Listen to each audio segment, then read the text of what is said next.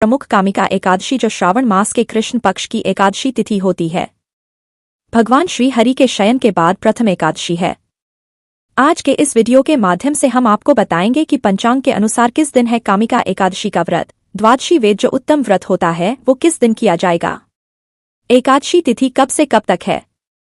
जो चावल आदि नहीं खाने का नियम रखते हैं उन्हें किस दिन मानना चाहिए। पारण किस दिन करना है, कब करना चाहिए। इस एकादशी की पूजा विधि क्या रहेगी। भगवान नारायण क्षीर सागर में अब योग निद्रा में चले गए हैं, तो इसकी एकादशी की पूजा कैसे करनी चाहिए, विधि क्या है, इस एकादशी के नियम क्या है। इस पर दो वस्तुएं ऐसी हैं जो विशेष रूप से नारायण को अर्पित करनी चाहिए, बड़ी ही कल्याण और एक कर्म ऐसा है जो पितरों के निमित्त किया जाना चाहिए, बड़ा ही कल्याण करता है। ये भी आपको जानकारी देंगे। जब आप विस्तार से कथा आदि और श्रवण करेंगे तो आप जान पाएंगे इसकी महिमा कितनी अद्भुत है। कामिका एकादशी किस प्रकार से मनुष्य के पापों का नाश करती है और कितनी उत्तम फलदायी इस पृथ्वी पर उसके जीवन के लिए है, इसके विषय में आज के इस वीडियो के माध्यम से आप चर्चा करेंगे। कुल मिला के आने वाली इस एकादशी के बारे में संपूर्ण जानकारियां प्राप्त करेंगे। व्रत कब करना है, कैसे करना है, किस विधि से करना है, क्या नियम है, क्या भोग लगाना चाहिए, क्या मंत्र होना चाहिए, किस स्वरूप का पूजन करना चाहिए। जानकारी आरंभ करें उससे पहले आपसे निवेदन है कि भगवान श्री हरि की परम पुनीत एकादशी से संबंधित वीडियो है तो कृपया इसे एक बार लाइक अवश्य कर दीजिएगा। भगवान की कृपा प्राप्त करने के लिए, श्री हरि का आशीर्वाद प्राप्त करने के लिए कमेंट बॉक्स में अवश्य लिखिएगा जय श्री हरि या ओम नमो भगवती वासुदेवाय। भगवान वासुदेव अवश्य कृपा करेंगे और उनके आशीर्वाद से आपके सभी मनोरथ सिद्ध होंगे। आप रहे हैं धर्म साधना टीवी, ज्योतिष संस्थान का प्रतिष्ठित यूट्यूब चैनल धर्म साधना टीवी धार्मिक। हम यहां पर सभी व्रत और त्योहारों की सही शास्त्रीय जानकारी प्रदान करते हैं। ज्योतिष शास्त्र और पंचांग के आधार पर आपको बताते हैं कौन सी तिथि कब है, क्या विधि है, क्या नियम है, क्या मुहूर्त है, कैसे व्रत आदि करने चाहिए।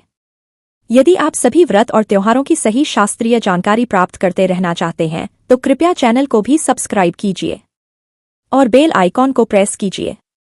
जब आप सब्सक्राइब का बटन दबाएंगे तो वहां एक घंटी का बना हुआ आएगा, उसको अवश्य दबाइएगा, तभी आपको हमारे सारे वीडियो प्राप्त होंगे। अन्यथा आपसे जानकारी छूट जाएगी। तो कृपया चैनल को सब्सक्राइब करें और बेल आइकन को प्रेस करें। आइए बात करते हैं आने वाली एकादशी की। प्रिय भक्तों, श्रावण मास की दो एकादशियां दोनों ही महत्वपूर्ण कृष्ण पक्ष में आती है। कामिका एकादशी और उसके बाद आने वाली है पुत्रदा एकादशी, बड़ी ही महत्वपूर्ण एकादशी है। दोनों ही मनोकामनाओं को पूरा करने वाली है एकादशी की। आज हम बात कर रहे हैं कि इसका व्रत आपको किस दिन करना है। 20 को या 21 को शास्त्र कहते हैं कि कामिका एकादशी के दिन भगवान के श्रीधर और हरि स्वरूप का पूजन किया जाना चाहिए। उनकी पूजा करने से जो फल होता है वो गंगा, काशी, नेमी, सारण्य और पुष्कर स्नान का भी नहीं है। एकादशी के दिन का पूजन करने से कितना फल है, जितना कि गंगा स्नान से भी ना मिलेगा, ना काशी स्नान से पुष्कर स्नान की जो महिमा कही गई है, ना उससे भी उतना पुण्य नहीं मिलता जितना इस दिन भगवान श्री हरि या श्रीधर स्वरूप भगवान विष्णु के पूजन से प्राप्त होता है। आगे शास्त्र कहते हैं कि वह विष्णु भगवान के पूजन से मिल जाता है जो इनसे नहीं मिलता। जो फल सूर्य व चंद्र ग्रहण पर, कुरुक्षेत्र और काशी में स्नान करने से, समुद्र वन सहित पृथ्वी का दान करने से नहीं प्राप्त होता, वह फल इस कामिका एकादशी पर श्रीधर हरि भगवान विष्णु का पूजन करने से प्राप्त हो जाता है। आगे शास्त्र कहते हैं कि सिंह राशि में, आगे शास्त्र है कि सिंह राशि के बृहस्पति में गोदावरी और गंड की नदी में स्नान करने से भी प्राप्त नहीं होता। उससे अधिक फल भगवान का पूजन करने से इस कामिका एकादशी पर प्राप्त हो जाता है। तो बड़े बड़े अनुष्ठान करने से, बड़े बड़े स्नान करने से, बड़े बड़े शुभ मुहूर्तों में स्नान करने से जो फल नहीं मिलता वो फल ये एक कामिका एकादशी भगवान श्रीधर हरि श्री विष्णु भगवान का पूजन करने से प्राप्त करा देती है। इतनी अद्भुत महिमा है साहब इस एकादशी की, बड़े से बड़ा पापी भी तर जाता है। केवल पूजन कर लेने मात्र से ही मनुष्य कभी कुयोनि को प्राप्त नहीं होता। कई बार होता है मृत्यु के बाद बहुत लोगों को अच्छी योनि प्राप्त नहीं होती है, लेकिन यदि एक बार आप कामिका एकादशी का व्रत पूजन कर लेते हैं तो आप कभी किसी कुयोनि को प्राप्त नहीं होते, ऐसा शास्त्र कहते हैं। तो लिए प्रिय भक्तों, ये है इस एकादशी की महिमा। आप आशा करते हैं जान पाए होंगे कि क्यों ये एकादशी महत्वपूर्ण है और क्यों इसका व्रत आपको करना चाहिए। अब हम इसकी पूजा विधि की बात करेंगे कि इसकी पूजा विधि क्या रहेगी और फिर बात करेंगे वो दो वस्तुएं क्या है जो भगवान श्री हरि विष्णु को आपको इस दिन अवश्य ही अर्पित करनी चाहिए। प्रिय भक्तों, शास्त्र कहते हैं कि इस दिन आपको तुलसी दल भगवान को अवश्य अर्पित करना चाहिए। शास्त्र कहते हैं कि विष्णु भगवान रत्न, मणि तथा आभूषण आदि से इतने प्रसन्न नहीं होते जितने कामिका एकादशी पर तुलसी दल से प्रसन्न होते हैं। तो तुलसी दल पूजन का फल 4 भार चांदी और 1 भार स्वर्ण के बराबर बताया गया है। सोचिए आप, इतना अधिक फल है केवल एक तुलसी दल का। आगे हम पूजन कराएंगे, उसमें अर्पित कराएंगे तुलसी दल, विधि बताएंगे कैसे अर्पित करनी है। प्रिय, इस एकादशी पर तुलसी को अवश्य सींचना चाहिए। शास्त्र कहते हैं कि इस एकादशी पर तुलसी के वृक्ष को सींचने से मनुष्य की सब यातनाएं नष्ट हो जाती हैं, दर्शन मात्र से सब पाप नष्ट हो जाते हैं और स्पर्श से मनुष्य पवित्र हो जाता है। इसीलिए इस दिन तुलसी पूजन की महिमा कही गई है। तो माता तुलसी को अवश्य आप सींचेंगे। इसकी विधि भी आगे बताएंगे, कैसे सींचना है, कैसे जल देना है, कैसे पूजा करनी है, और भी बहुत कुछ है इस एकादशी के बारे में। शास्त्र कहते हैं कि ये जो एकादशी है ना, कामिका एकादशी, इस पर जागरण की महिमा बहुत अधिक है। जागरण से इतना अधिक फल प्राप्त होता है जिसका वर्णन स्वयं चित्रगुप्त भी नहीं कर सकते। इतना अधिक महत्वपूर्ण और इतना फलदायी है इस कामिका एकादशी पर भगवान श्री हरि विष्णु के निमित्त किया जाने वाला जागरण कीर्तन। और यह एकादशी इतनी महत्वपूर्ण है कि यदि इस पर आप पितरों के निमित्त कर्म करते हैं, जिसकी चर्चा हम अंत में करेंगे, तो आपके जो पितरी हैं वो स्वर्गलोक में अमृत पान करते हैं। इतना अधिक फल है इस एकादशी पर पितरी पूजा का।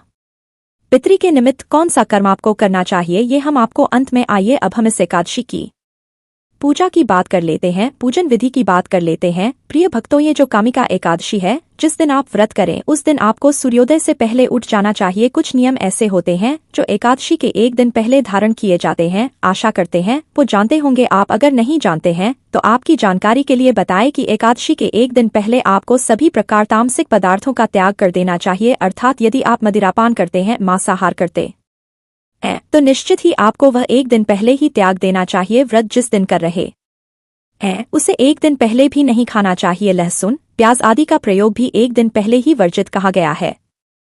इसके अतिरिक्त कांसे की वस्तु का त्याग कहा गया है। शहद का प्रयोग भी आपको एक दिन पहले ही बंद कर देना चाहिए। शहद का प्रयोग एकादशी के पूरे अनुष्ठान में प्रयोग नहीं होगा। जब आप पूजन करेंगे तो पंचामृत बिना शहद के बनेगा। जब आप पारण करेंगे तो भी पंचामृत बिना शहद के ही बनेगा। ध्यान दीजिएगा, कांसे के बर्तन का प्रयोग नहीं होगा। हमने आपको पहले बताया। इसके अतिरिक्त मसूर की दाल आपको नहीं खानी चाहिए। मूली और बैंगन आपको एक दिन पहले ही त्याग देना चाहिए। व्रत वाले दिन तो कोई खाता भी नहीं है जो व्रत करता है, और एक दिन पहले भी इसे ग्रहण नहीं करना चाहिए। इस प्रकार से नियमों का पालन करते हुए आपको ब्रह्मचर्य दशमी तिथि को धारण करना चाहिए। रात्रि को मुख स्वच्छ करके सोना चाहिए, जिससे कि अन्न का दाना मुंह में ना रहे। और एकादशी व्रत वाले दिन आपको सूर्योदय से पहले अवश्य ही उठ जाना चाहिए। प्रयास कीजिए यदि ब्रह्मा मुहूर्त में उठ पाएं। अगर ब्रह्मा मुहूर्त में ना भी उठ पाएं तो कोई बात नहीं, परंतु सूर्योदय से पहले आपको अवश्य उठ जाना चाहिए। उठने के बाद स्नान कीजिए। पवित्र स्नान की महिमा सभी प्रमुख तिथियों पर कही गई है, तो आप स्नान कीजिए। अब गंगा नदी पर सब तो जा नहीं सकते, तो आप घर पर ही गंगा स्नान कर लीजिए। नहाने का जो जल है उसमें पहले गंगाजल भरिए पात्र में, फिर शुद्ध जल भरिए और उससे आप स्नान कीजिए। इस प्रकार से पवित्र स्नान करने के बाद स्वच्छ वस्त्र धारण कीजिए। पीले रंग के वस्त्र हो तो उत्तम रहेगा, अन्यथा आप जो भी शुद्ध वस्त्र हैं उनको पहनिए। काले रंग के और नीले रंग के वस्त्र वर्जित कहे गए हैं, तो काले रंग या नीले रंग के जो वस्त्र है उनको पहन के आपको पूजन नहीं करना चाहिए। स्वच्छ वस्त्र धारण करके सूर्यदेव को जल दीजिए और इसके बाद आप माता तुलसी को जल दीजिए, माँ वृंदा को जल दीजिए, तुलसी माता को जल दीजिए। तुलसी माता को जल देने के बाद उनका पूजन कीजिए, अर्पित कीजिए, अक्षत अर्पित कीजिए। मातेश्वरी को पुष्प अर्पित कीजिए। माला है तो माला पहनाइए। और इस प्रकार से माँ तुलसी का पूजन करके अब आप भगवान नारायण का पूजन करेंगे। भगवान नारायण का पूजन करने के लिए भगवान की स्थापना करेंगे तो क्या क्या सामग्री आपके पास होनी चाहिए, ये अब आपको बताते हैं। भगवान वासुदेव का आज के दिन पूजन करने के लिए भगवान श्री हरि श्रीधर की कोई तस्वीर हो तो उत्तम है, वह लीजिए, या भगवान के जो भी स्वरूप आपके पास है वह ले लीजिएगा। तस्वीर या प्रतिमा भगवान को स्थापित करने के लिए एक चौकी लीजिए। चौकी पर पीला वस्त्र लीजिए। रौली, मौली, पान, सुपारी, लौंग, इलायची, धूप, दीप, नैवेद्य, फूलों की माला, फूल, इत्र, जनेऊ, पंचामृत बनाने के लिए कच्चा दूध, दही, घी, शहद के स्थान पर गंगाजल और शक्कर, ये 5 चीजें। शहद का प्रयोग पंचामृत में एकादशी पर नहीं किया जाता है। ये वस्तुएं आपको लेनी है और एक तांबे का लोटा आपके पास होना चाहिए। ये सारी सामग्री एकत्र कीजिए। आसन लगा के बैठ जाइए। जो भी आपके घर में पूजा के लिए उपयुक्त स्थान है, जहां भी आप बैठ के पूजन करते हैं, प्रयास कीजिए कि आप उत्तर दिशा की ओर मुख करके बैठ पाएं, अन्यथा पूर्व दिशा की ओर मुख करके भी बैठ सकते हैं। सबसे पहले स्थान का सामग्री का शुद्धिकरण किया जाएगा, फिर भगवान की स्थापना और पूजन करते हुए आगे बढ़ेंगे। तो जो आपने लोटा लिया है तांबे का, उसमें पहले गंगाजल भरिए, फिर शुद्ध जल भरिए और उसके बाद उस जल से फूल के माध्यम से फूल को डुबोइए उसमें और फिर छींटे दीजिए। जो हमारा पूजा स्थल है वहाँ पे, जो हमारी पूजा की सामग्री है वहाँ पे, जिससे कि जो भी वस्तुएं हैं जो आप पूजा में अर्पित करने के लिए लाए हैं वह सभी शुद्ध हो जाए, स्थान का पवित्रीकरण हो जाए। इस प्रकार से अब आपने जल छींटे दे के स्थान का पवित्रीकरण किया है, शुद्धिकरण किया है। अब आप चौकी लीजिए, चौकी पर वस्त्र बिछाइए, भगवान की तस्वीर को रख दीजिए, सीधे हाथ में जल लीजिए और हाथ धो लीजिए। एक आचमनी लीजिए, छोटी सी चम्मच होती है, जलाजमी करने के लिए उसको लोटे में डालिए, उसके माध्यम से सीधे हाथ पे जल लेके हाथ धो लीजिए। अब आप 3 बार जल आचमनी करेंगे, स्वयं को पूजा के योग्य बनाएंगे और फिर हम पूजन आरंभ करेंगे। 1 चम्मच जल लीजिए, जल पी लीजिए। ओम माधवाय नमः, ओम केशवाय नमः, ओम नारायणाय नमः, ओम ऋषिकेशाय नमो नमः। अब आप हाथ धो लीजिए 3 बार।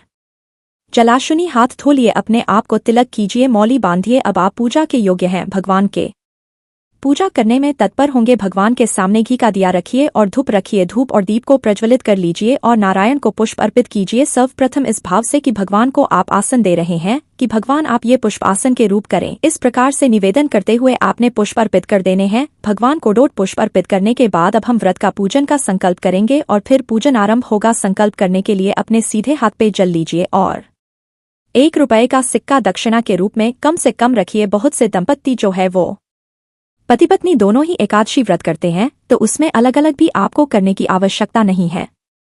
आप दोनों इकट्ठे अर्थात आपने जोड़े से ही कर सकते हैं और जोड़े से ही आप संकल्प भी कर सकते हैं। संकल्प करने के लिए जल लीजिए, हाथ पे 1 रुपये का सिक्का दक्षिणा के रूप में कम से कम रखिए। 3 बार बोलिए ओम श्री विष्णु, ओम श्री विष्णु, ओम श्री विष्णु। अपना नाम, अपना गोत्र, जिस स्थान पर बैठकर संकल्प कर रहे हैं वहां का मकान नंबर, क्षेत्र का नाम, शहर का नाम, श्रवण महाशय, कृष्ण पक्षी, कामिका, एकादशायम, पुण्यतिथि हो, आयु आरोग्यता प्राप्त, सुख संपत्ति प्राप्ति अर्थाय, मोक्ष कामना अर्थाय। भगवान एकादशी और वह संकल्प भगवान के चरणों में अर्पित कर दीजिए। संकल्प करने के बाद पूजन करने के लिए भगवान के सामने एक पात्र रखिए, कटोरी आदि रख दीजिए जिसमें आप पूजा की सामग्री अर्पित करेंगे, जिससे कि वह यहाँ वहां ना फैले, जलादि इधर उधर ना करें। एक एक मंत्र, एक एक चम्मच जल आप भगवान को अर्पित करेंगे। कामिका एकादशी व्रत पूजन अंतर्गत श्री हरि श्रीधर विष्णु भगवान पूजन मध्यम समर्पण पद के रूप में 1 चम्मच जल लीजिए और वह अर्पित कीजिए। वासुदेवाय नमः समर्पण अर्घ्य के रूप में जल लीजिए और अर्पित कीजिए। श्री हरि श्रीधर देव विष्णु समर्पण के रूप में 1 चम्मच जल लीजिए और भगवान को अर्पित कीजिए। इस प्रकार से आपने भगवान को कराया है के बाद भगवान को स्नान के लिए जल चढ़ाएंगे। ओम श्री हरि श्रीधर विष्णु देवाय नमः। स्नान शुद्ध जलम समर्पण, जल अर्पित करने के बाद पंचामृत से स्नान कराएंगे। पंचामृत बनाइए, कच्चा दूध, दही, घी, शक्कर और गंगाजल, शहद नहीं डालना है। इस प्रकार से बनाइए, बना के और वह अर्पित कीजिए भगवान को। ओम भूर्वश्वः श्री हरि श्रीधर देवाय नमः। पंचामृत स्नान, पंचामृतम समर्पण। अब आप भगवान को शुद्ध जल से स्नान कराएंगे। पंचामृत के बाद शुद्ध जल लीजिए। श्री हरि श्रीधर देवाय नमः। शुद्ध देवता का स्नान निमित्ताय शुद्ध जलम समर्पित, शुद्ध जल से स्नान कराइए। शुद्ध जल से स्नान कराने के बाद भगवान को वस्त्र अर्पित करेंगे। वस्त्र के रूप में मौली आदि अर्पित कीजिएगा। मौली का टुकड़ा तोड़िए और चढ़ा दीजिए भगवान को। ओम जनेऊ लीजिएगा, जनेऊ को रौली कुमकुम आदि से तिलक कर लीजिएगा, फिर चढ़ाइएगा। नमः यज्ञ पवित्र अर्पित कीजिए। यज्ञोपवीत चढ़ाने के बाद भगवान को इत्र अर्पित करेंगे। इत्र लीजिए, इत्र को आप फूल पे लगा लीजिए और वह भगवान को अर्पित कीजिए। इत्र अर्पित कीजिए। इत्र के बाद भगवान को तिलक लगाएंगे, से तिलक कीजिएगा। नमः तिलक कीजिए। तिलक करने के बाद फूलों की माला है तो माला पहनाइए, पुष्प है तो पुष्प अर्पित कीजिएगा। ओम देवाय नमः माला अर्पित कीजिए, पुष्प है तो पुष्प चढ़ाइए। माल्यार्पण करने के बाद धूप दिखाइए और दीप दिखाइए। ओम भूर्व श्री हरि विष्णु देवाय नमः धूपयामी। ओम भूर्व विष्णु देवाय नमः दीपम दर्शयामी। धूप दीप दिखाइए। धूप दीप दिखा के भगवान को अर्पित चढ़ाएंगे के रूप में। अगर आपके पास कोई मिठाई है तो मिठाई चढ़ाइएगा, मिठाई ना हो तो आप फल ले सकते हैं और फल ना हो तो आप केवल मिश्री अर्पित कर दीजिएगा। नमः अब भगवान को आप जलाजमिनी कराएंगे। 1 चम्मच जल और अर्पित कराइएगा। आपने भोजन कराया ना, अभी नया वैद्य होता है भोजन, वो आपने कराया। अब आप भगवान को तांबुल अर्पित कीजिए। तो पान का पत्ता लीजिए, उस पे 2 लौंग, 2 इलायची और 1 सुपारी रखिए और वह अर्पित कीजिए।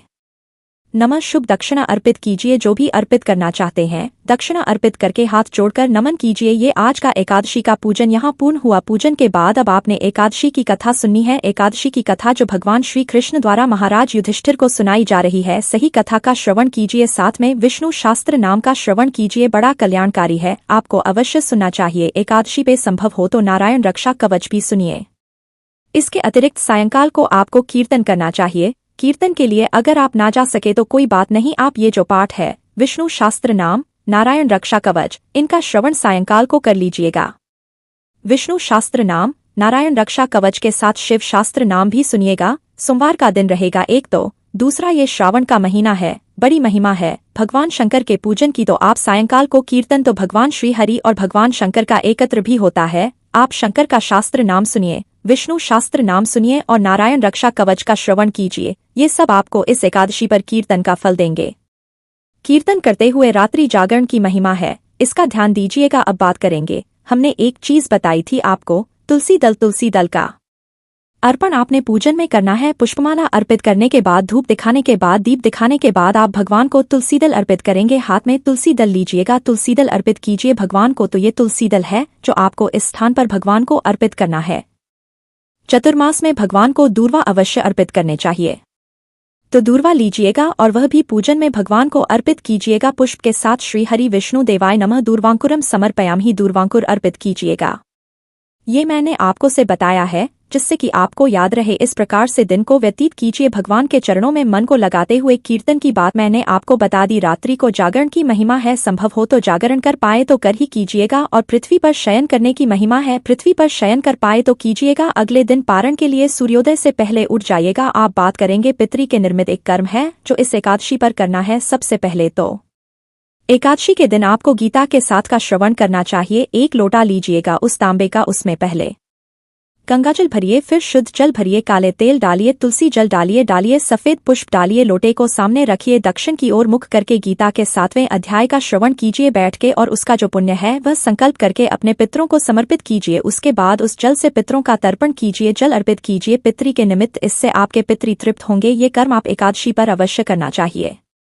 इसकी विधि जो है, जब हम वीडियो अपलोड करते हैं, ना कि कैसे आपको 7वें अध्याय का श्रवण करना है, क्या क्या करना है, तो उसमें साथ में विधि भी आपको बता देते हैं कि ऐसे आपको ये सुनना है, ये चीजें डालनी है और ऐसे जल अर्पण करना है। ये तर्पण की विधि है, तो आपको चिंता करने की आवश्यकता नहीं है। पूरी विधि के साथ हम आपको वहां समझा देते हैं। तो आप चैनल पर नए हैं तो चैनल को सब्सक्राइब कर लीजिए जिससे कि ये सारे वीडियो आपको मिल पाए। सब्सक्राइब जब कर रहे हैं तो बेल आइकन को दबाइए। एक ना घंटी का आता है, उसको अवश्य दबा लीजिए। कई बार आप लोगों की शिकायत होती है, पंडित जी ये वीडियो हमें नहीं मिला, अमुक वीडियो नहीं मिला। यही कारण होता है क्योंकि आपने चैनल सब्सक्राइब तो किया होता है पर बेल आइकन को जो घंटी का निशान है उसको नहीं दबाया होता है। इस कारण से आपसे वीडियो छूट जाते हैं। जब वो घंटी के निशान को दबा देंगे ना तो आपको सभी वीडियो मिलेंगे। तो आप अवश्य ही इस काम को कर लीजिएगा। अगर अभी तक आपने बेल आइकन प्रेस नहीं किया है, केवल सब्सक्राइब किया है, तो आज ही उस बेल को निशान को दबाते जाइए जिससे कि आपको वीडियो एक तो ये कर्म करना है। दूसरा, इस दिन आपको शयन काल को तेल का या घी का दिया अवश्य जलाना है। तेल का जलाए, घी का जलाए, दिया अवश्य जलाइएगा शाम को। ये आपका पितरों के निमित्त कर्म है और ये इस एकादशी के लिए ही कहा गया है। ये शास्त्र कहते हैं इस एकादशी पर, इसीलिए आपको ये एक दीपक जो है पितरों के निमित्त इस दिन अवश्य जलाना है। तो इस प्रकार से ये कर्म है जो आपको करने हैं। विधि हमने आपको समझा दी है। कोई सवाल रह गया हो तो कमेंट बॉक्स में लिख के कृपया पूछ लीजिएगा, हम अवश्य आपको उत्तर प्रदान करेंगे। अब बात करते हैं कि इस एकादशी का व्रत करना कब है। प्रिय भक्तों, ये जो एकादशी तिथि है, कामिका एकादशी, ये एकादशी तिथि आरंभ हो रही है 20 तारीख को 12:12 पर। दोपहर को 20 तारीख को दोपहर को 12:12 पर शुरू होगी। 21 तारीख को सुबह 9:38 पर यह समाप्त हो जाएगी। ऐसे में ये जो एकादशी है सूर्य के मुख से रहेगी 21 जुलाई को।